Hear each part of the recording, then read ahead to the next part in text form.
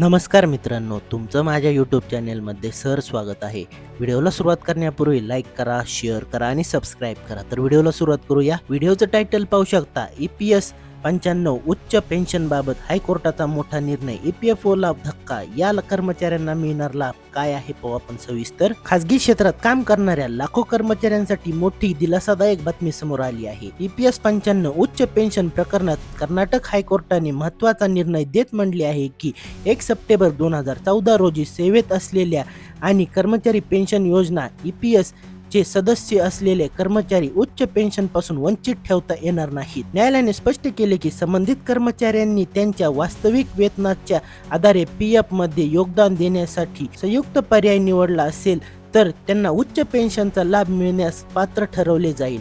EPFOने यापूर्वी त्यांचे अर्ज फेटाळले असले तरी हा लाभ नाकारता येणार नाही. काय आहे EPS 95 आणि हायर पेन्शन योजना? कर्मचारी पेन्शन योजना EPS 95 ची सुरुवात 19 नोव्हेंबर 1995 रोजी करण्यात आली होती. या योजनेअंतर्गत खासगी क्षेत्रातील कर्मचाऱ्यांना निवृत्तीनंतर मासिक पेन्शन दिले जाते. यासाठी किमान 10 वर्षे सेवा आणि PF कपात होणे आवश्यक असते. नियोक्त्याच्या EPF योगदानातून 8.33% रक्कम EPS खात्यात जमा केली जाते. मात्र या योजनेत 15,000 रुपयाची वेतन मर्यादा निश्चित करण्यात आली होती.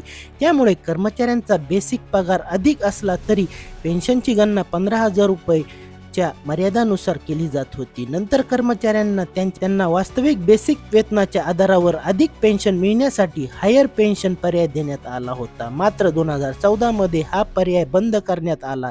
त्यानंतर 2022 मध्ये सर्वोच्च न्यायालयाने पात्र कर्मचाऱ्यांना पुन्हा हायर पेन्शनचा पर्याय निवडण्याची संधी दिली होती. हायकोर्टाच्या निर्णयाचा कोणाला फायदा होणार? कर्नाटक हायकोर्टाच्या या निर्णयाचा थेट फायदा खासगी कर्मचाऱ्यांना होणार आहे, जे 1 सप्टेंबर 2014 पूर्वी EPS सदस्य होते, जे त्यांच्या तारखेनंतरही सेवेत कायम होते, ज्यांनी हायर पेन्शनचा पर्याय निवडला होता, ज्यांचे अर्ज EPFOने फेटाळले होते.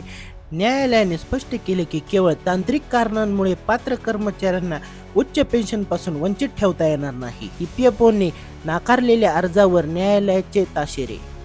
EPFOने अनेक कर्मचाऱ्यांचे हायर पेन्शन अर्ज फेटाळल्यानंतर हे प्रकरण न्यायालयात गेले होते. कर्मचाऱ्यांचे म्हणणे होते की ते वास्तविक वेतनाच्या आधारे योगदान देण्यास तयार होते, मात्र EPFOने त्यास परवानगी दिली नाही. न्यायमूर्ती अनंत रामनाथ हेगडे यांच्या खंडपीठाने EPFOचे नकार आदेश रद्द करत पात्र कर्मचाऱ्यांना हायर पेन्शनचा लाभ देण्याचे निर्देश दिले. मात्र न्यायालयाने हेही स्पष्ट केले की हा निर्णय 1 सप्टेंबर 2014 पूर्वी निवृत्त झालेल्या कर्मचाऱ्यांना लागू होणार नाही. व्हिडिओ आवडला असेल तर लाईक करा, शेअर करा आणि सबस्क्राईब करा. भेटूया पुढील व्हिडिओ. धन्यवाद.